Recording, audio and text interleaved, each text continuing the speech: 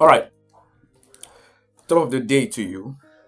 I want us to quickly discuss something about profiling in psychoanalysis, in psychology, psychiatry, and word psychology or psychology of words, as the case may be, depending on which level of uh, or psychocognitive study or any of the psych area or field of study, whether the physical science or the metaphysical science or even noetic science, as the case may be, we have come to understand that the highest or one of the most potent way of judging or determining intelligence in people or the capacity of someone's level of holding cognitive stand or determining the internal locus of control within crisis situation or a peacetime, or generally to understand the person capacity for greatness in things, whether in calm or in chaos, is through how they profile situation and how they respond to profiling and how they immerse themselves in profiling. I want you to understand this tripartite dispensation. First, how they profile people is how they look at people and judge people based on some certain profiling. Second, how they understand profiling or how they respond to profiling on themselves is how they bring themselves or how they respond to people based on how people are profiling them. Then how they immerse themselves into profiling is how they go through life believing the profiling that has been given to them or try to use the profiling is as a way to go get ahead or as an excuse to do some things that are not necessarily acceptable within the current spectrum of life that they are living. It may be accepted, it may not be illegal, but at that point in time, what is demanded of them is more. So they hide behind that level of profiling. So let's get to that. And this is the reason why I love Jesus a lot. He has answers to all of this. I think in Revelation, he was saying that come out from among them. All right?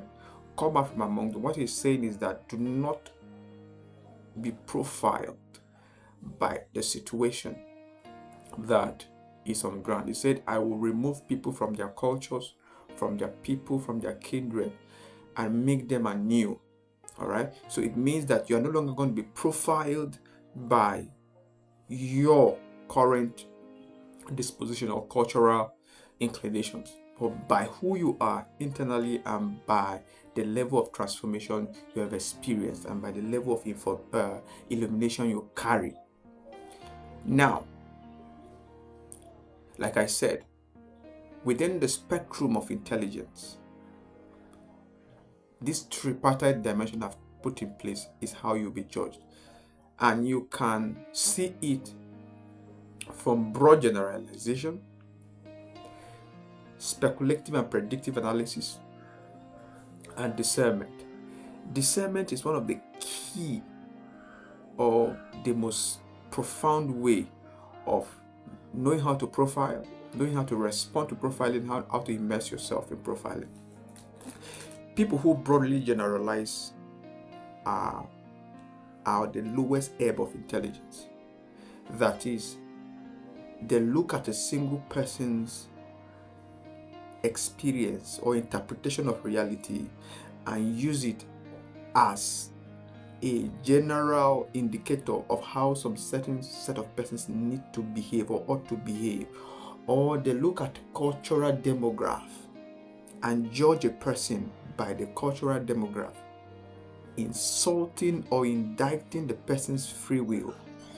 The fact that you grew up in some certain culture or you are part of a certain culture doesn't mean you turn out to be exactly that culture, because free will and your interaction with information, seeking into illumination, engaging transformation can make you differ a lot from who you are. So when you profile people based on broad generalization, it shows that you are not intelligent at all.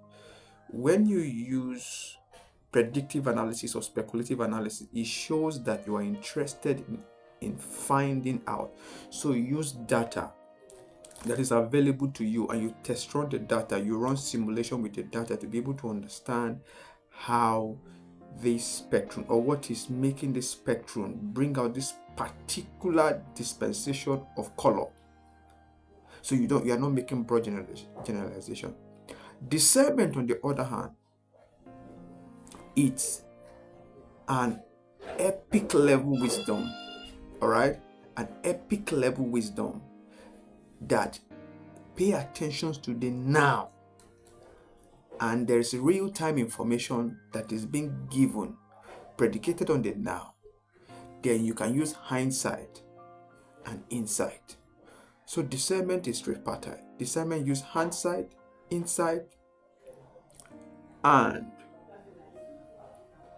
the current information. So when you are at the level of discernment, you don't profile people based on broad generalization or speculative or predictive analysis alone. A person that you are taking for granted now, oh yeah, it's not my spec, it cannot do this thing, may be 1 second away from becoming your destiny helper or the person that will change your life for good.